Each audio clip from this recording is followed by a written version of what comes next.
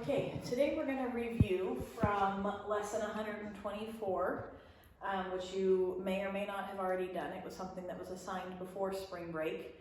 And we're going to review mixed numbers and then how to subtract those mixed numbers. So let's review and remember what our different kinds of numbers are. First, you have a whole number. If you have four wholes, if you have something that's the whole thing, it's not divided into parts, you have a whole thing. So if I have circles that are not divided into anything, and I have four of them, that number 4 is a whole number. There's no parts to it. Then we have a number that's a fraction.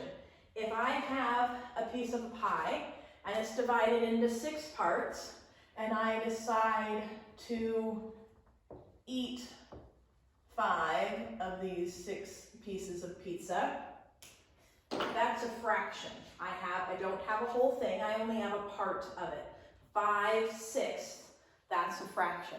But when you combine those two and you have whole and parts, whole numbers and fractions, that gives you a mixed number. So if I combine these two and I have 4 wholes, and then I have 1 that's divided into 6 pieces, 5 of which have been eaten, I have the number 4 and 5/6. That's a mixed number. Now you know how to subtract a fraction. When you have a fraction, if you have 7/8 take away 3/8, you know to subtract it. The denominator stays the same, and it's only the numerator you subtract. 7 take away 3 is 4. Same with adding. If you have 1/4 plus 2/4, the denominator stays the same, and you just add the numerators. 1 plus 2 is 3. It's the same with adding mixed numbers, except for that you're also going to be adding the whole numbers. So in this fraction, or in these mixed numbers, 4 and 2/8 plus 6 and 3/8, you break it down.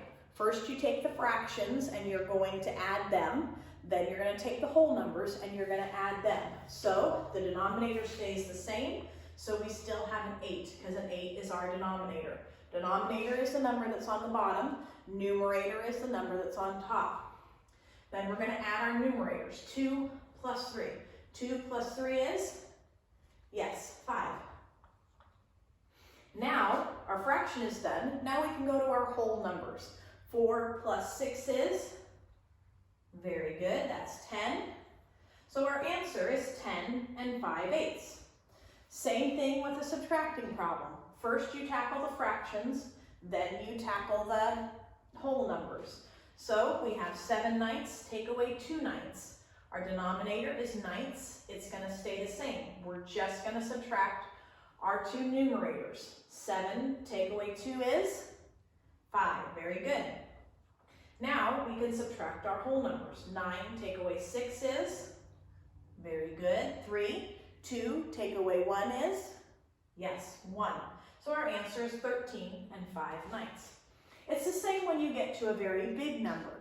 You just split them up. You always do the fractions first and then the whole numbers. Just like in a problem, you start with the 1s and goes to the 10s and goes to the 100s.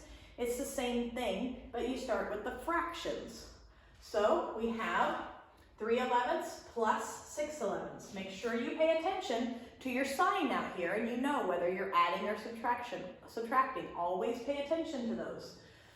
Our denominator stays the same with 11. Now we look at our 2 numerators. 3 plus 6. What is 3 plus 6? Very good, that's 9. So our fraction is 9/11. Now we can move to our 1s. 6 plus 9 is? 15.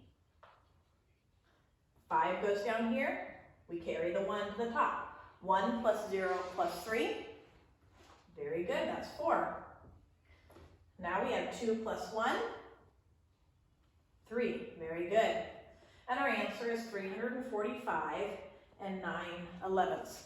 The key, the trick to making sure that you're adding mixed numbers properly is that you need to start on the right-hand side. Always when we're adding or subtracting, we start on the right-hand side. Add or subtract the fractions, then 1s, 10s, hundreds, just like that.